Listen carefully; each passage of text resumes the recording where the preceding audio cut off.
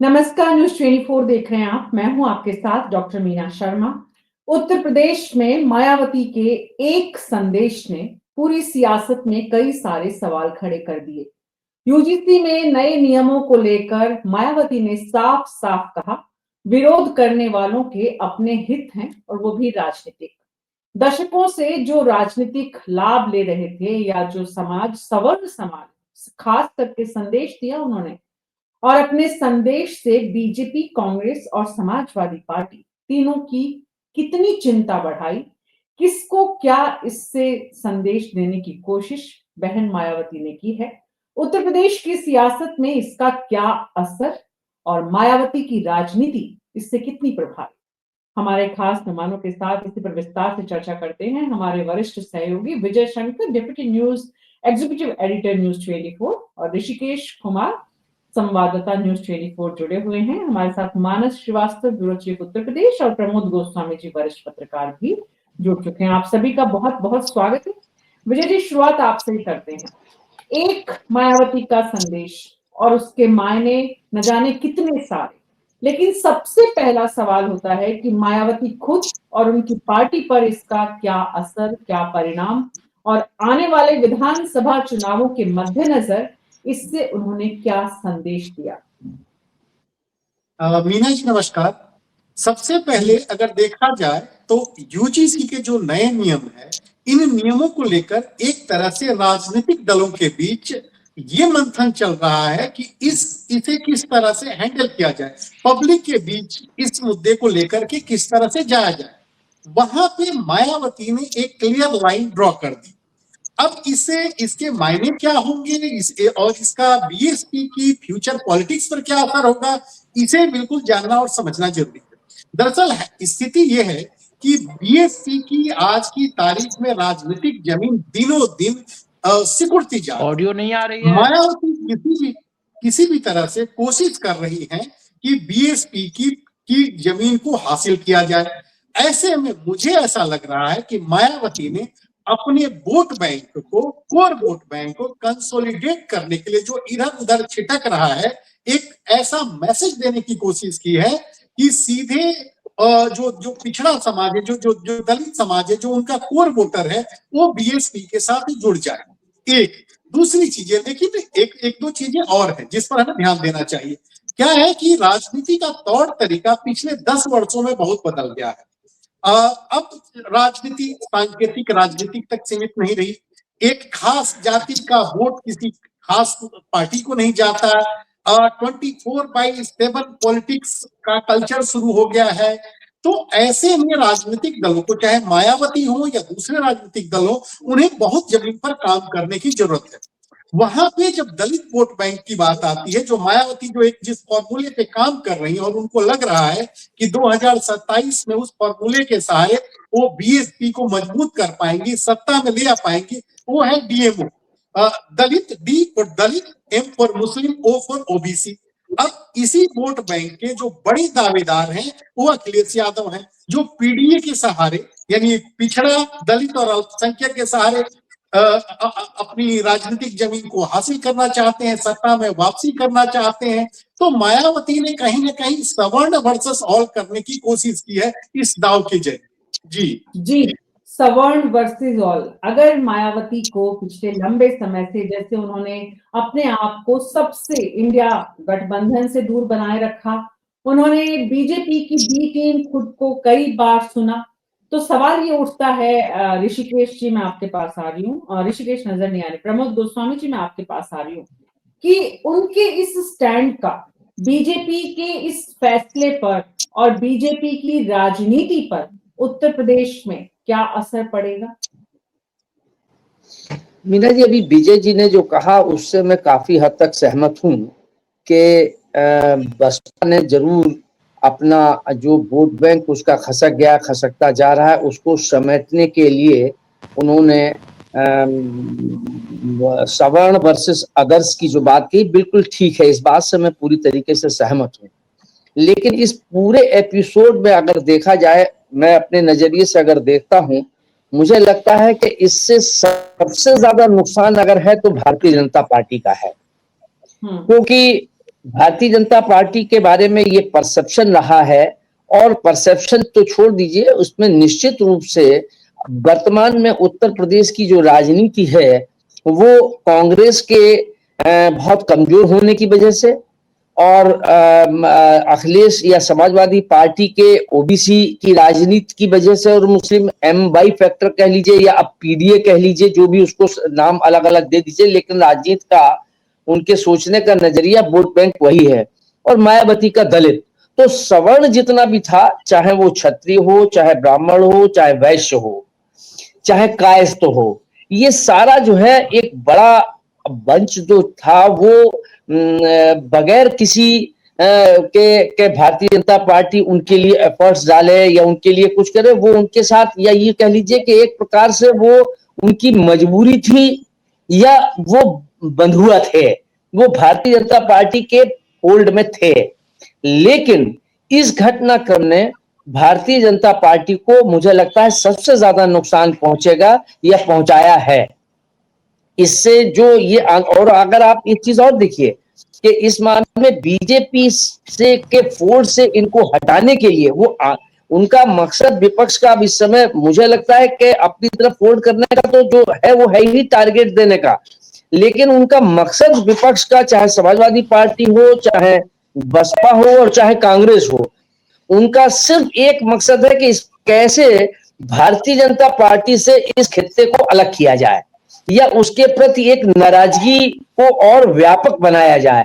इस समय ये प्रयोग चल रहा है कि भारतीय जनता पार्टी के खिलाफ या इस इशू पे लेके ये समझाने की कोशिश हो रही है कि आप उनके बंधुआ हो, लेकिन वो आपको अब गिनते ही नहीं है, या आपकी समस्याओं को, आपके मान को, आपके सम्मान को, आपके और चीजों को तरफ उनका कोई ध्यान नहीं है। वो बीजेपी ये समझती है कि ये तो मेरे साथ है ही, इनको कुछ करें अथवा न करें, ये हमारे साथ है।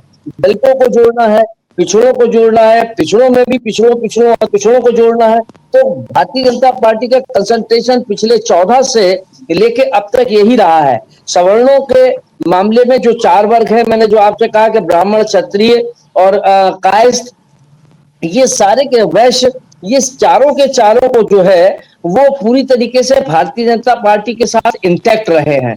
लेकिन अब देखना होगा कि विपक्ष जो है वो, की बात करें तो लोकसभा के अध्यक्ष, कायस्थ समाज की बात करें तो बीजेपी के अध्यक्ष, और तमाम जातियों को देखें तो कहीं ना कहीं सबको फिटिंग करने के बाद ही यूजीसी का शिगुफा या फॉर्मूला या नया कानून या बदले हुए नियम, जो भी इसे नाम दिया जाए। बात यह है कि बीजेपी ने भी आकलन तो जरूर किया है। बीजेपी के रणनीतिकार तो इस समय 24/7 की राजनीति जो विजय जी ने कहा वही कर रहे हैं। ऐसे में विजय जी, मैं वापस आपके पास, ऋषिकेश मानस जी भी जुड़ गए हैं, मैं मानस जी के पास पहले जाती हूँ। मानस जी, क्या बीजेपी ये आकलन करने में चूक रही है कि ये जो यूजीसी के नए नियमों के नाम पर जो नए वोट बैंक को टारगेट किया जा रहा है, उससे जो अपना मूल वोटर है उसका नुकसान हो सकता है पार्टी को? मायावती का समर्थन करना बीजेपी के लिए कैसा संकेत है?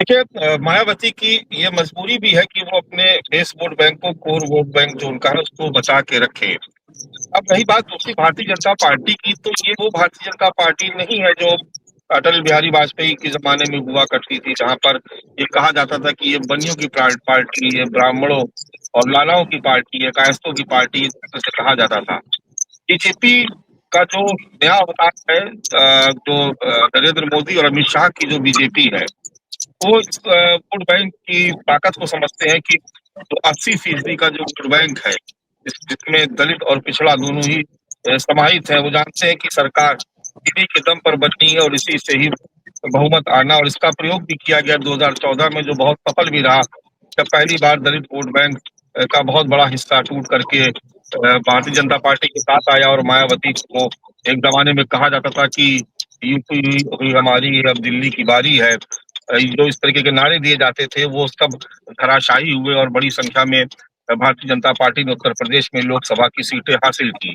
क्योंकि हमारे साथ प्रमोद गोस्वामी जी जुड़े हुए हैं, बड़ा लंबा इनका अनुभव है, तो उन्होंने उस दौर की भी भारतीय जनता पार्टी को देखा है जब कलराज मिश्रा जैसे प्रदेश अध्यक्ष हुआ करते थे और सवर्ण जातियों का इस पार्टी में बड़ा बोलबाला हुआ करता था।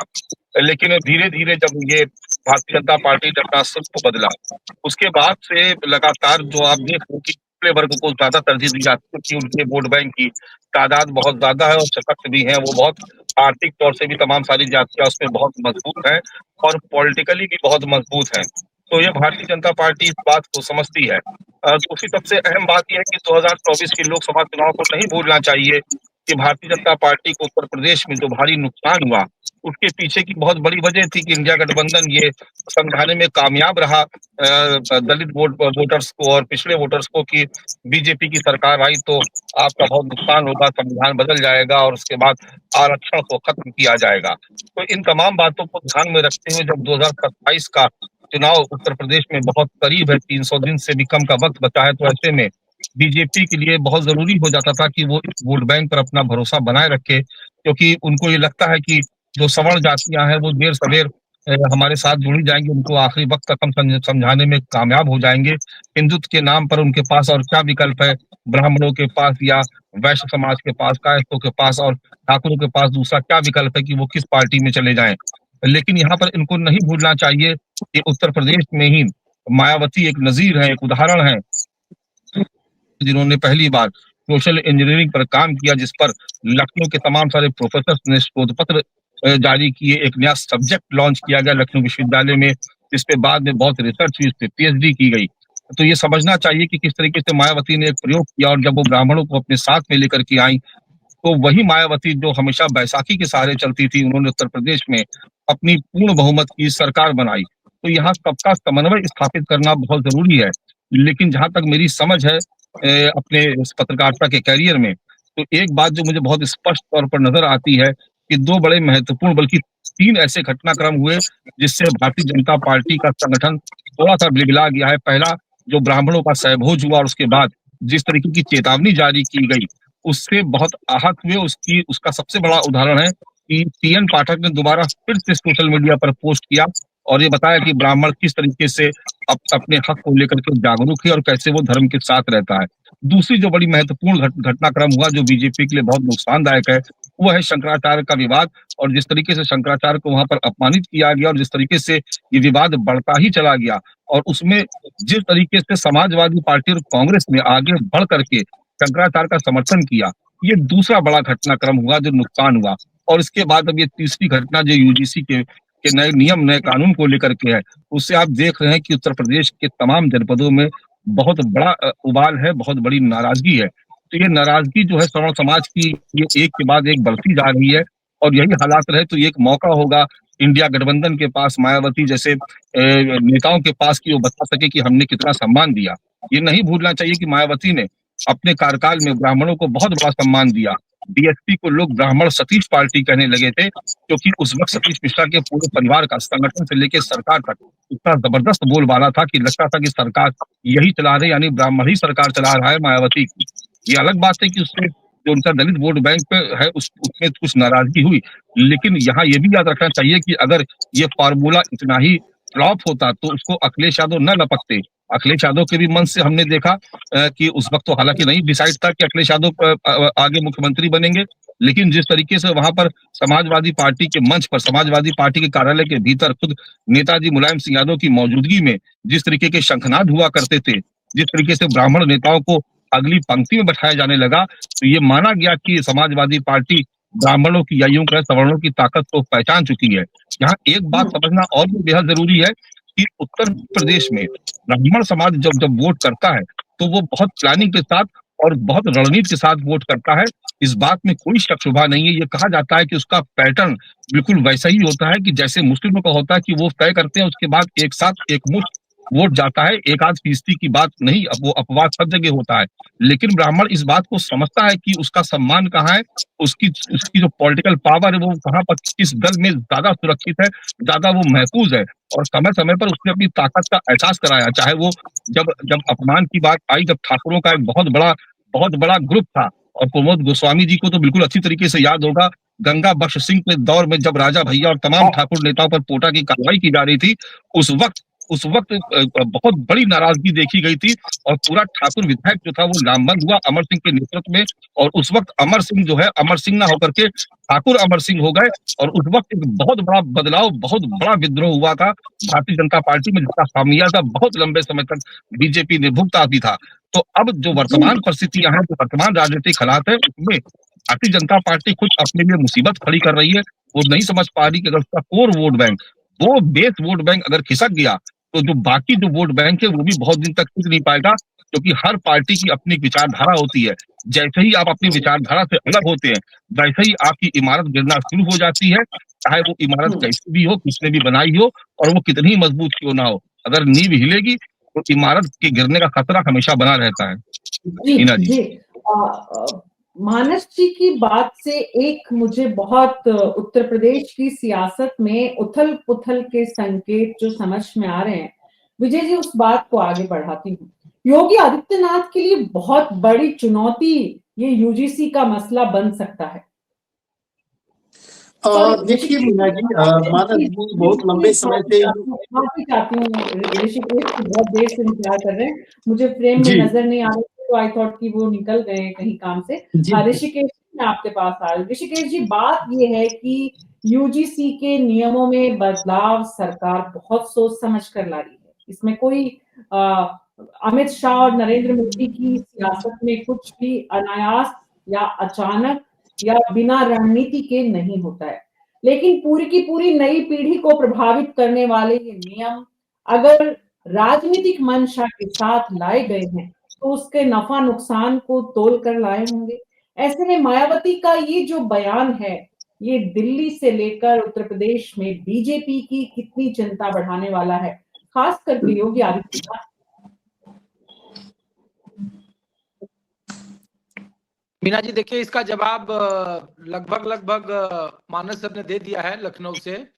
और जो ग्राउंड पर जो सबसे ज्यादा असर दिख रहा है हाल के दिनों में योगी सरकार के खिलाफ, वो उसमें 3 सबसे प्रमुख वजह है। मैं आज शंकराचार्य के बीते 3 दिनों से शिविर के बाहर था और शंकराचार्य वगैरह स्नान किए हुए लौट गए और 11 दिनों तक वो यहाँ पे बैठे रहे। मान मनोबल के लिए बहुत कोशिशें हुई लेकिन वो नहीं माने और जिस तरीके से वो रावण, कालनेमी जैसे शब्दों से प्रदेश की सरकार को वो लगातार संबोधित कर रहे हैं, तो उससे एक बात साफ है कि उत्तर प्रदेश की राजनीति में जो ब्राह्मण राजनीति है, जो ब्राह्मण वोटर्स हैं, उसमें नाराजगी ज्यादा है, खास करके जो लगातार भारतीय जनता पार्टी के सपोर्टर थे।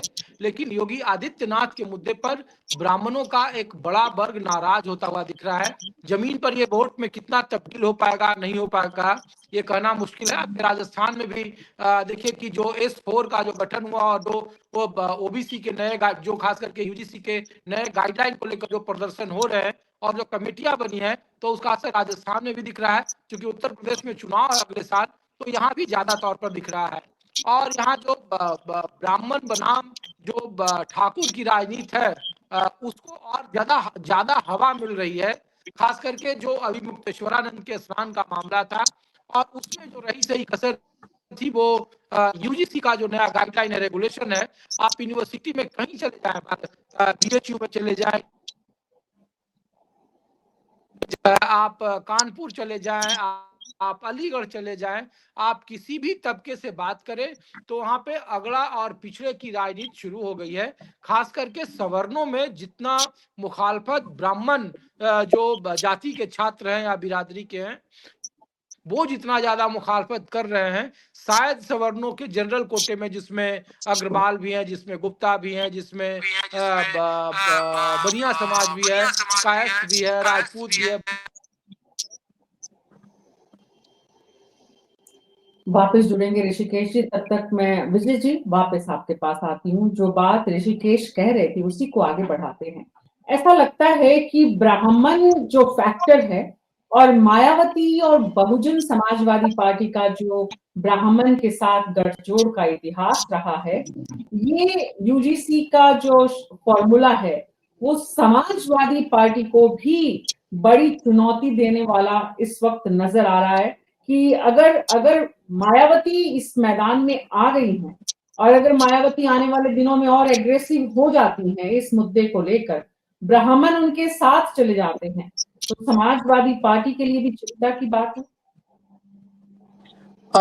मीना जी देखिए, प्रमोद साहब इस यूपी की राजनीति को बहुत लंबे समय से देख रहे हैं, समझ रहे हैं। यूपी में पहले जो पावर पॉलिटिक्स थी वो कैसे होती थी? 35% वोट बैंक में सरकार बनते हर राजनीतिक दल देखते थे। उसमें जब मायावती का दौर आया तो हुआ कि जाटव, दलित प्लस अदर्स एक कॉम्बिनेशन बनता था। बाद में उन्होंने पूर्ण बहुमत से जब उनकी सरकार बनी थी तो उसमें ब्राह्मण भी आए उनकी सोशल इंजीनियरिंग में, जिसका जिक्र मानस जी कर रहे थे। अखिलेश यादव भी, मुलायम सिंह यादव भी जो पॉलिटिक्स कर रहे थे, ओबीसी पॉलिटिक्स, उसमें यादव डोमिनेंस में थे, 10% करीब उनकी हिस्सेदारी है। ब्राह्मणों की भी करीब करीब यूपी की भी जो पॉलिटिक्स है उसमें 10% के आसपास जो वोट शेयर है उसमें हिस्सेदारी है।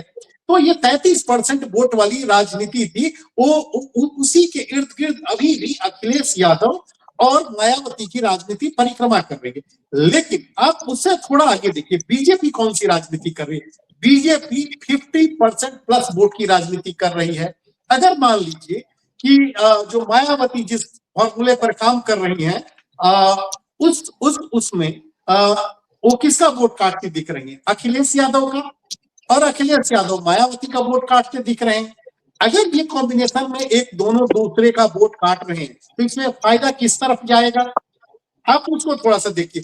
आज की तारीख में जो मेरी समझ कहती है, जितना मैं राजनीति को समझ रहा हूं, उसके मुताबिक बीजेपी अब कहीं भी जीत के लिए नहीं लड़ रही है। अब बीजेपी लड़ रही है ऑपोजिशन मुक्त जीत के लिए। बिहार में जिस तरह से बीजेपी ने जीत हासिल की, महाराष्ट्र में जिस तरह से जीत हासिल की, कमोबेश उसी रणनीति पर यूपी में भी बढ़ रही है।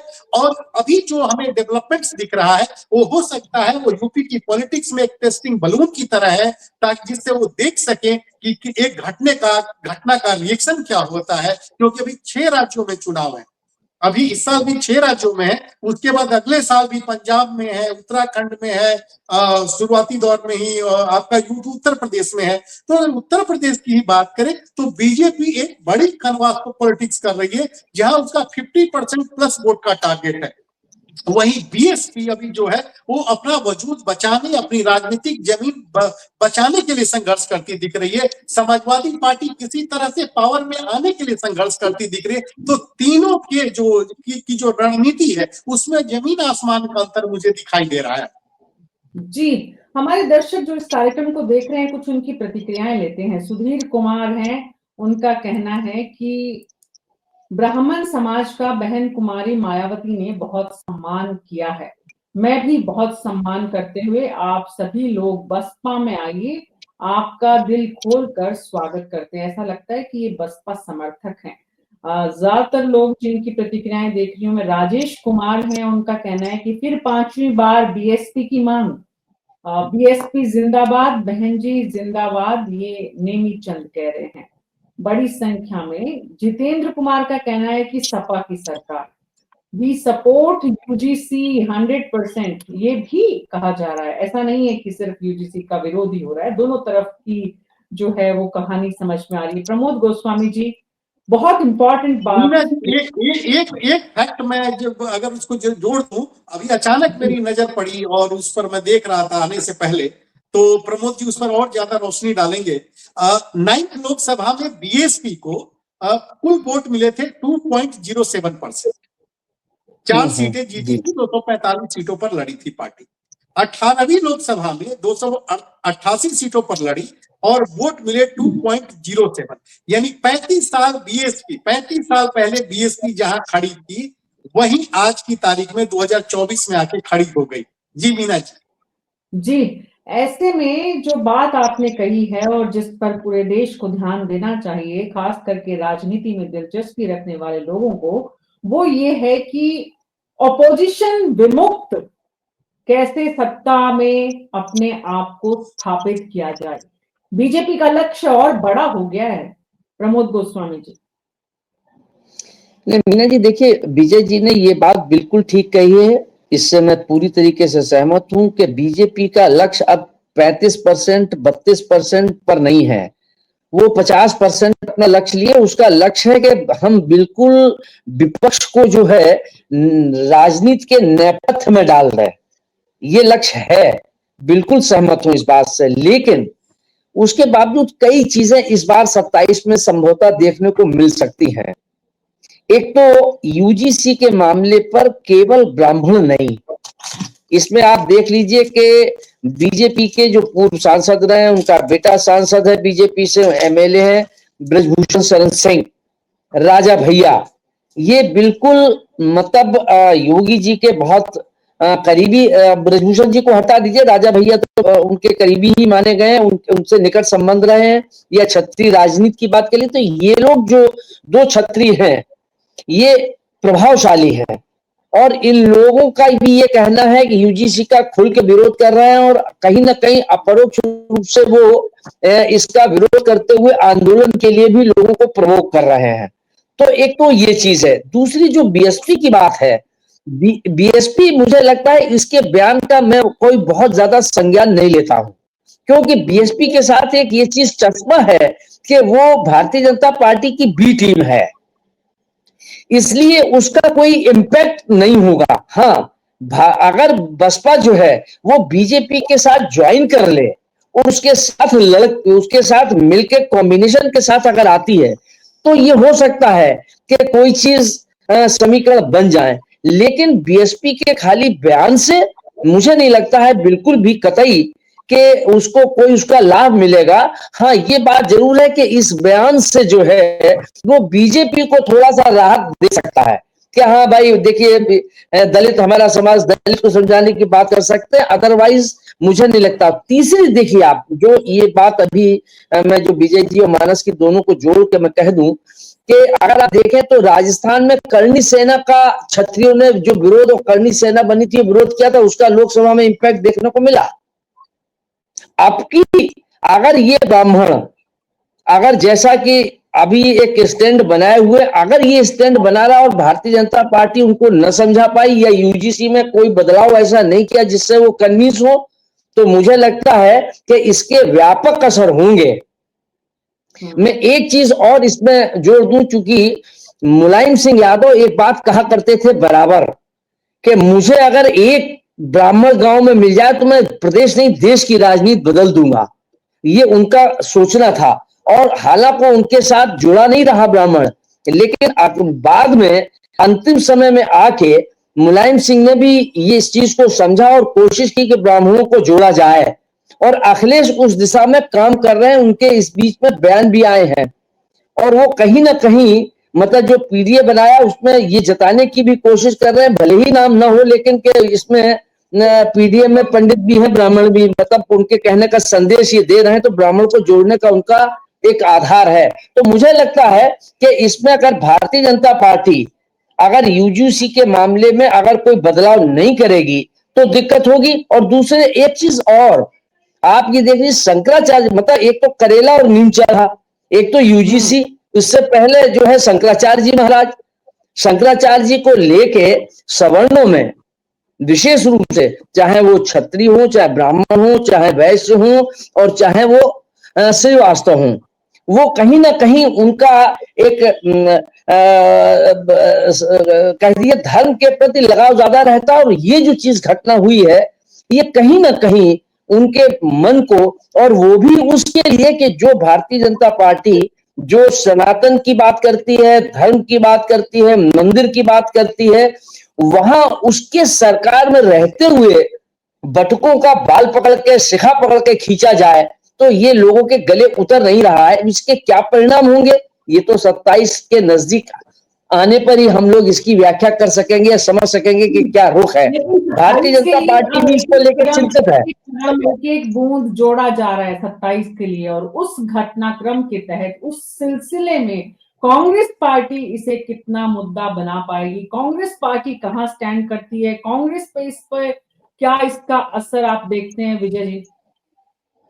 देखिए, कांग्रेस के सामने भी समस्या कई है। उत्तर प्रदेश में उनका संगठन बहुत मजबूत नहीं है, उनको गठबंधन के सहारे ही किसी न किसी के साथ चलना होगा, इसी में वो फायदा देख रहे हैं। और किसके साथ गठबंधन में जाएं। अखिलेश यादव के साथ अगर गठबंधन में जाते हैं तो कितना उन्हें सीटें मिलती है, किस तरह से सौदेबाजी होती है, ये भी देखने वाली स्थिति होगी। अगर मायावती के साथ कोई कॉम्बिनेशन बनाते हैं तो क्या बनता है। तो कांग्रेस के सामने कई तरह की चुनौतियां हैं। कांग्रेस के सामने तो पहली चुनौती यही है कि अगर आज की तारीख में 403 सीटों मान लीजिए अकेले जाती है तो 403 सीटों पर कहां से मजबूत उम्मीदवार लेकर आएगी, उसके पास कितने उम्मीदवार हैं, पहली चीज। दूसरी चीज, अगर गठबंधन में जाती हैं तो अखिलेश यादव उनको कितनी सीटों के लिए सीटें ऑफर कर सकते हैं, क्या बात बनेगी, कांग्रेस उसके लिए तैयार होगी। बीएसपी के साथ जाती है तो क्या होगी। तो मुद्दे अभी जो है ना, मुद्दा जो अभी हम जिन मुद्दों की बात कर रहे हैं, शंकराचार्य का मुद्दा की बात करें, यूजीसी के मुद्दा की बात करें, ये अभी शुरुआती दौर का है। अभी सारी राजनीतिक जो पार्टियां हैं, चाहे वो कांग्रेस हो, एसपी हो, बीएसपी हो, सभी वार्म अप मैच की तरह इन मुद्दों को ले रही हैं, उस पर एक्शन रिएक्शन जानने की कोशिश कर रही हैं। वो देख रही हैं कि उससे अपनी जमीन को कितना बना सकती है, लहर बनाने में कितनी मदद मिलेगी। प्रमोद जी को याद होगा कि मुलायम सिंह यादव एक बात कहा करते थे, जो चुनावी राजनीति चलती है वो चर्चा पर्चा और खर्चा से चलती है। तो उसी में ये चर्चा और पर्चा का जो सिलसिला है ये उसकी भी शुरुआत है, उसके आगे की बहुत कुछ अभी बाकी है। ठीक कह रहे हैं आप। हमारे जो इस कार्यक्रम को देख रहे हैं उनकी बड़ी संख्या में प्रतिक्रियाएं आ रही हैं, उसमें से ज्यादातर ऐसा लगता है अगर ब्राह्मण, मुस्लिम और ओबीसी बसपा के साथ आया तो बहन जी का सीएम बन जाना तय है। ये कह रहे हैं परमजीत लखेवालिया जी। मोतीलाल है, उनका कहना है कि यूजीसी गुड है और उनको हमारी विजय जी की और प्रमोद जी की बातें कुछ कम अच्छी लग रही है। बहुत सारे दर्शक हैं जिनकी प्रतिक्रियाएं मैं लेना चाहते हुए भी ले नहीं पा रही हूँ। सुधीर कुमार जी हैं, बसपा जिंदाबाद हैं। बहुत सारे दर्शक हैं, लेकिन ऐसा लगता है कि बसपा की जो सेना है वो बड़ी पक्की है। जिस तरह से उनकी प्रतिक्रियाएं आती हैं तो समझ में आता है कि पक्की सेना कितनी मजबूती के साथ अब आने वाले दिनों में चुनावी मैदान पे, ग्राउंड पे मेहनत करती है। आप सबका बहुत बहुत शुक्रिया इस चर्चा में शामिल होने के लिए। कुल मिलाकर जो बात इस वक्त समझ में आ रही है वो यूजीसी का जो मुद्दा है वो ऐसे ही सरकार का पीछा छोड़ने वाला नहीं है, और ये भी नहीं हो सकता कि सरकार ने बिना सोचे समझे इस मुद्दे पर अभी हवा दी है। सरकार भी चाहती है, जैसा कि कुछ लोगों ने कहा, कि सरकार ऐसा चाहती है कि इस वक्त देश का आम आदमी और युवा इस मुद्दे में इतना उलझ जाए कि बुनियादी मुद्दों को भूल जाए। और इस वक्त युवाओं का आक्रोश इस मुद्दे में अगर निकल जाता है तो उसका चुनावी जो इम्प्लीकेशंस है, चुनावी परिणाम पर जो असर है वो काफी दिलचस्प होगा। आने वाले दिनों में कई बार हम इस पर और चर्चाएं करेंगे। अभी न्यूज़ 24 पर मेरे साथ इतना ही। नमस्कार।